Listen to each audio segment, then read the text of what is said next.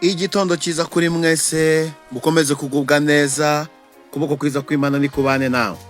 Uyu munsi turi ku itariki 19 z'ukwezi kwa gatatu mu 2026. Uyu munsi tuze ku ijambo rivuga ngo ushobora kuba uri mu mutego utabizi, ariko senga Imana igukure mu mutego. Rero nkuko mwari musanzwe mumenyereye, dukakoraga live tukaganira ijambo ry'Imana, ariko kubera ko uyu munsi ama connection atari meza, twifuje kubagezaho ijambo ry'Imana muri audio nkuko Imana ibidusaba. Ukuboko kwiza kw'Imana rero ni kubane namwe, kandi neza y'Imana nibashigikire. Wakira ubuzima, usenga Imana iguhumura amaso, usenga Imana igukure mu mpatanwa waba urimo utabizi. Rero ukuboko kwiza kw'Imana ni kukwegere cyane, ineza y'Imana ikugote. Turagusaba kugira ngo uyu munsi ubane natwe, ndetse ujye ukomeza kubana natwe uko bukeye nuko bwije. Buri munsi tukugezaho ijambo ry'Imana buri gitondo, ijambo ry'ihumure cyangwa se igitondo cy'ijambo, harimo ijambo rivuga ngo ihumure, guhumurizwa n'Imana. Munsi w'ihumure, munsi w'umunezero. Imana ni kuhe umugisha. Tugiye gusangira ijambo ry'Imana dusanga mu gitabo cy'Abami cya kabiri igice cya 6 n'umurongo wa 20. Hari ijambo rigira riti, bageze i Samariya, Elisa arasenga ati, Uwiteka humura amaso y'izi ngabo zirebe. Nuko Uwiteka azihumura amaso zirareba. Igiye kubona zibona ziri i Samariya rwagati. Imana itugirire neza. Zigiye kubona zibona ziri Samariya rwagati. Nagusengeye, nagusabye ngo uyu munsi ninginze Imana ngo uri budukurikirana uyu munsi, Imana igira amateka yandi hindura ku buzima bwawe. Nkuko izi ngabo zari ziri Samariya ariko zitabizi, zikubiwe mu bibazo zitabizi, ariko Elisa arasenga. Nubwo bari abantu baje kumugirira nabi, ariko Imana yabahumye amaso. Hari ibintu uyu munsi bikuzengereje, bikubujije amahwemo, ariko turagira ngo dusabe Imana ibihuma amaso, ahubwo wowe iguhumura amaso. Umenye uwo uriwe, umenye nuko ugomba kwitwara, umenye aho uhagaze, umenye nuko ugomba kubigenza mu ubu buzima turimo. Iyi Imana iguhumuye amaso, ubona ukuri wari warahishwe cyangwa se utazi. Iyi Imana iguhumuye amaso, ikwereka ibintu utatekerezaga ko uzabona. Iyi Imana iguhumuye amaso, abantu bamenya ko wakoranye n'Imana, wagendanye n'Imana, ubana n'Imana ubuzima bwawe bwa buri munsi. Haleluya. Nagusabaga kugira ngo usenge isengesho ryawe, Imana iguhumura amaso, ubona ukuri, umenye inzira yawe, umenye aho urimo kugana. Kuko mu gihe nk'iki ngiki hakenewe gusobanukirwa, hakenewe ko umuntu amenya iyajya. Kuko muri ibi bihe turimo ni ibihe bigoye kandi biruhije, bisaba umuntu gusobanukirwa no kumenya neza. Uyu mwanditsi wanditse igitabo cy'Abami, Elisa yarasemerewe cyangwa se yarakubirijwe n'ingabo, ariko uko izo ngabo zarwanyaga iki gihugu, ngo Elisa arangije aravuga ati, ariko se aba bantu ubundi ubu nabakorera iki? Niki nabakorera?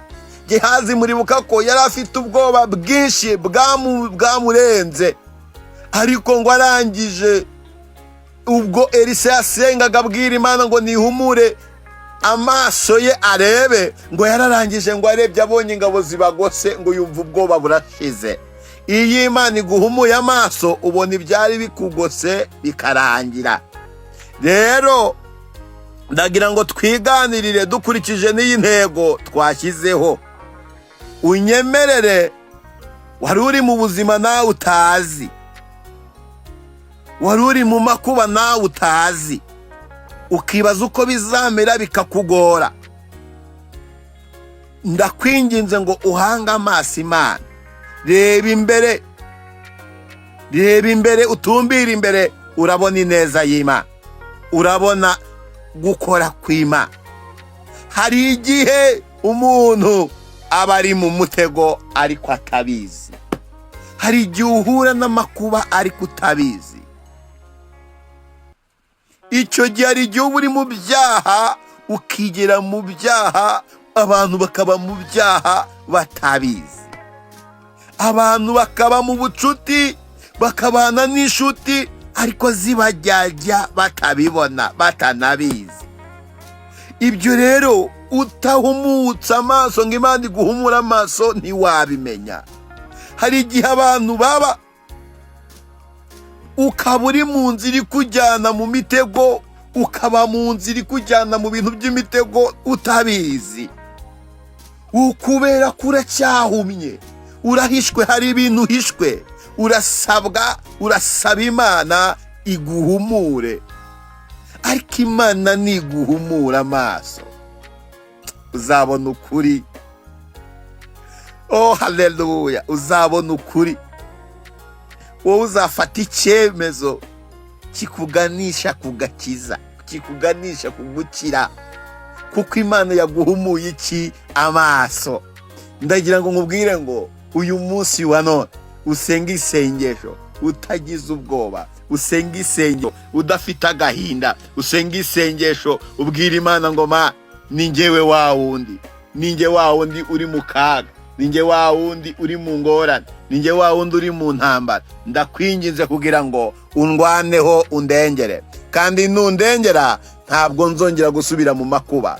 Izi ngabo zimaze kugera i Samariya, ngo Elisa yarongeye arasenga, ngo arangije abwira Imana ngo Mana ngo bahumura amaso. Barangije barahumuka, babona bari i Samariya. I Samariya ahantu bari niho bari bagiye gutera, niho hantu bashakaga. Yewe Yesu we, ariko Imana ikora igikomeye, abagombaga gupfa ntibapfa.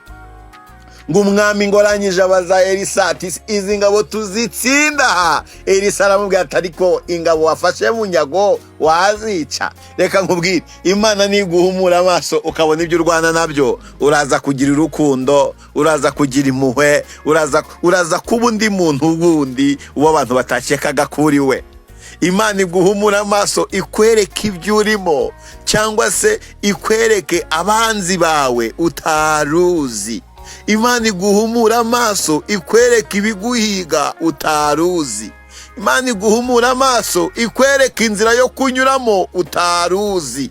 Aya masaha kuri iyi tariki, Imana iguhishurire, Imana ikwiyereke. Kwizi tariki 19 z'ukwezi kwa gatatu 2026, Imana y'amahoro ikwihishurire, ikwereke ikimenyetso cy'ibyiza mu gitondo cy'ijambo. Mu gihe abandi barimo kwiruka nk'abajya mu kazi, wowe ukaba nta kazi ufite, Imana ikwihishurire, iguha icyo gukora. Imana ikwihishurire, iguha uburyo. Imana ikwihishurire, ikwereke inzira yo kunyuramo. Haleluya. Ntucike intege, ntiwihebe, ntugire ubwoba, nturangare, ntucikane, kuko umwanzi icyo ashaka we ni ukukurimbura, ni ukuguheza hasi. Ndagira ngo rero iri jambo rikubera igitsikamutima. Usenga Imana, bwira Imana ngo Mana mpumura mbone ukuri, menye inzira yanjye, menye inzira nyuramo, ntazabeshywa, ntazariganywa. Imana ikwereke inzira utazariganywa, Imana ikwereke, Imana iguhumure. Nanjye ndisengera uko ndi kukwinginga gusenge, nanjye ndiko nisengera. Hari amakuba menshi y'uburyo bwose, hari intambara nyinshi umuntu ahura nazo, hari abanzi benshi umuntu ahura nabo mu nzira, hari imitego myinshi umuntu ahura nayo mu nzira, hari uburiganya bwinshi umuntu ahura nabwo mu nzira. Ariko Imana itaguhumuye amaso ntiwamenye iyo ujya. Hari abantu baryama bakarota nabi, hari abantu birirwa ari bazima ariko bajya kubona akabona ibintu bidahari. Abo bose bakeneye guhumurwa amaso. Ibyo ni uburiganya bwa Satani, n'ibintu byaguhumya amaso bibasha gutuma utareba imbere. Urajya mu kazi, wajya mu kazi ukumva umutwe urakuriye, ukumva nta kazi karakunaniye. Ibyo byose rero ni uburiganya bwa Satani. Imana iguhumura amaso, urahura n'ibitero wowe ubwawe utaruzi. Imana niguhumura amaso, urahura n'inzira zinyerera zikugoye, ukabaho mu buzima bw'ubushomeri, ukibaza uko buzarangira bikakuyobera. Ndagira ngo ninginga Imana iguhumura amaso, ikwereka icyerekezo, ikwereka aho ugomba kunyura. Wowe unkurikiye, wowe turi kumwe uyu mwanya, unyemerera ukuboko kwiza kw'Imana kuze ku buzima bwawe, kandi wemere guca bugufi, wemere guca bugufi rwose. Ntiwishyire hejuru, ntugagare, ahubwo ubwira Imana izibe muri wowe. Ibi bintu ndi kukubwira ndagira ngo ubyiteho, ibi bintu byiteho. Ntugasabe gusa ko Imana igufasha.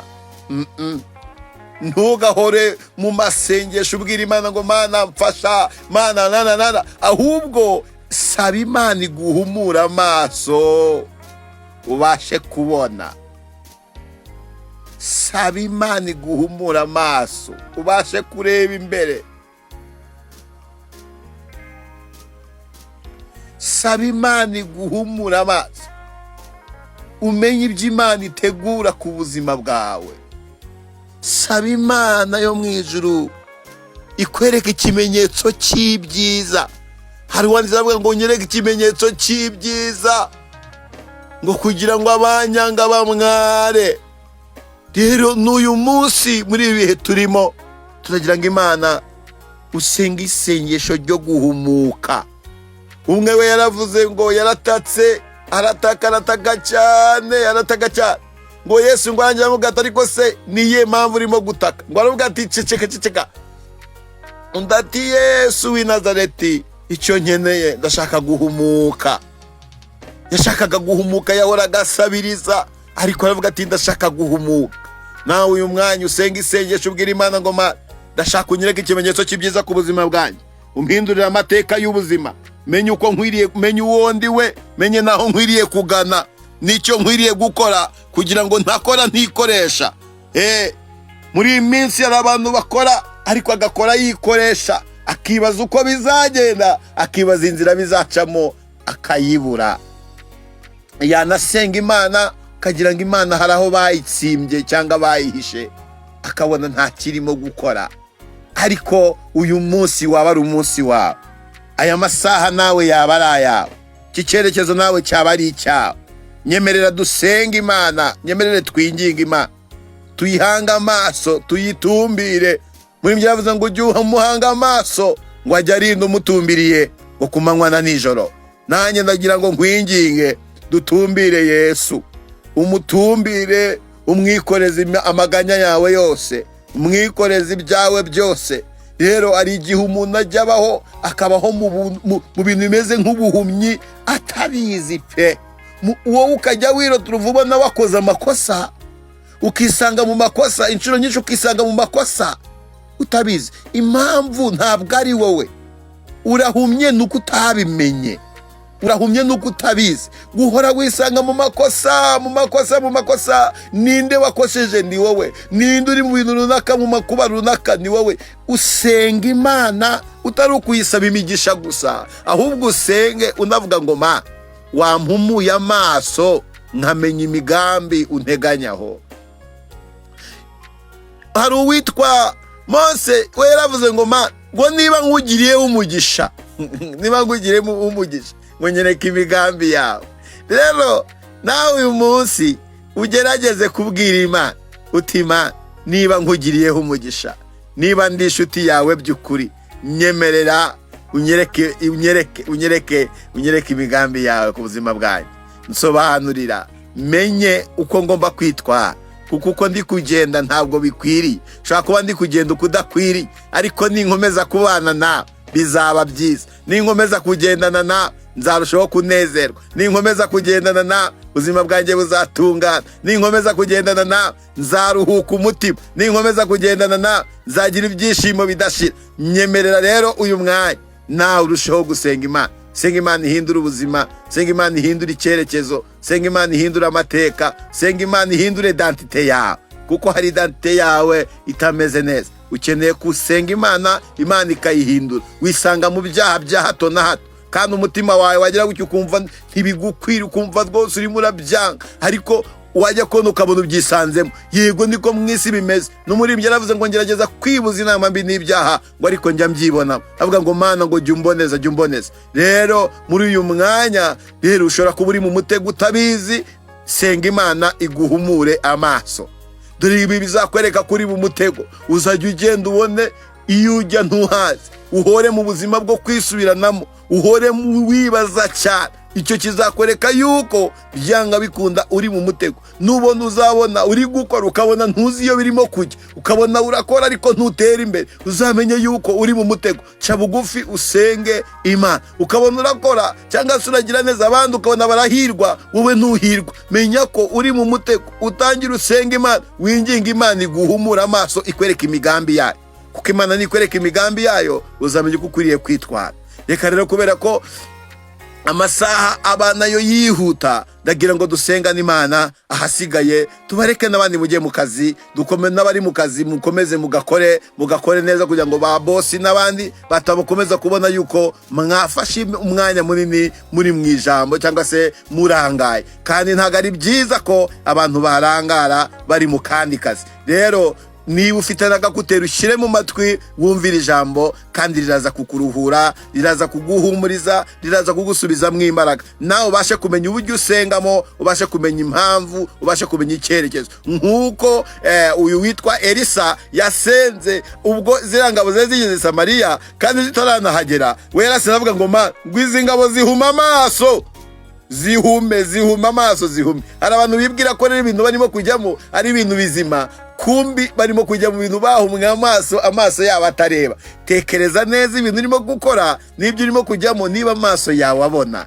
Nshuti yanjye, tekereza inzira urimo kuganamo, urebe ibyo ugiye gukora, niba koko Imana igushyigikiyemo ko ibyo bintu bijyamo. Rero uramenya utagenda nk'impumyi, utagenda nk'utazi iyo ujya, kandi Imana yaraguhaye uburyo bwo kuyibwira. Mana, mu izina rya Yesu, kuko tuzi neza ko ari wowe nshuti yacu, ukabura amahoro yacu, ukabura ibyiringiro byacu, ukabura agakiza kacu, ukabura agakinga kadukingira amakuba. Uyu munsi ni itariki ya 19 z'ukwezi kwa gatatu. Turakwinginze mu 2026, turakwinginze ngo uducire inkoni yo kwicumba muri ubu bunyereri, uducire inkoni yo kwitwaza, kandi uduhumura amaso, kuko twebwe tutamenya uko tubasha kureba. Ni wowe utureberera. Muri mbere aravuga ngo ni wowe utureberera, ngo kumanywa na nijoro ngo ntabwo usinzira. Igihe cyose uhora uri maso, igihe cyose uhora utureberera. N'ubundi nutureberere. Abashomeri nubiteho, abarwayi nubiteho, abashonje nubiteho. Buri muntu wese ugukeneye umwishurire kandi umwiyereke. Yakira ihumure, yakira ubuzima, yakira umunezero, yakira amahoro. Hari abantu bafite intambara z'uburyo bwose. Hari abantu bakagenda batazi iyo bajya, yajya gushiduka agashiduka ageze iyo atashakaga kugera. Abo bantu ni imitego batezwe, ntibabimenya. Ariko turagize ngo utegure imitego, ubakure mu matanwa, nabo baba abantu bazima banezezwa nawe, kandi bashimishijwe nuko ari we Mana yabo. Ngaho komeza utugirire neza, kandi utwiteho. Uyu munsi turushaho kwaguka rwose mu buryo bw'umwuka no mu buryo bw'umubiri. Umuntu wese agubwe neza, kandi umuntu wese yakira amahoro, umuntu wese yakira ibyishimo, umuntu wese yakira ubuzima, kuko niwe buzima bwacu, niwe mahoro yacu, niwe mujyanama mwiza. Nta yindi nshuti ihwanye nawe. Urakoze kuko uri Imana yacu, kandi urakoze kuko uturengera, urakoze kuko utwitaho none n'ibihe byose. Komeza ubane natwe kandi udushyigikire kuzageza iteka ryose. Imvi zizarinde ziburiyenze ukiduhetse, kandi uzatwishyire nta kizinga n'umunkanyari. Urakoze kuko uri Imana idukunda kandi twitaho ku manywa na nijoro. Izina ryawe nirihimbazwe, kubwa Yesu Kristo dusenze twizeye kubikoze, amen. Imana y'amahoro ibahe umugisha, kandi Imana y'amahoro ibane namwe. Mujye mukomeza kubana natwe umunsi ku munsi, uzarushaho guhembuka, uzarushaho kugirirwa neza, kandi Imana y'amahoro ndabizi neza ko izakwitaho. Yego ibintu bisigaye bitagikunzwe cyane, abantu ubona bagiye basubira inyuma, ariko mu gihe abandi basubiye inyuma nibwo Imana ibije gukora. Hari igihe Abisiraheli bigeze bageramo, bagira ngo mu gihe cyo guceceka kw'Imana, ariko nubwo bageze mu gihe cyo guceceka kw'Imana, Imana ntiyabuje gukorana nabo. Imana yakomeje kubarengera, ibarindisha isezerano yarabahaye. Ngaho komeza nawe ukomeze ubane n'Imana, kandi Imana izakugirira neza. Ni mu izina rya Yesu, amina.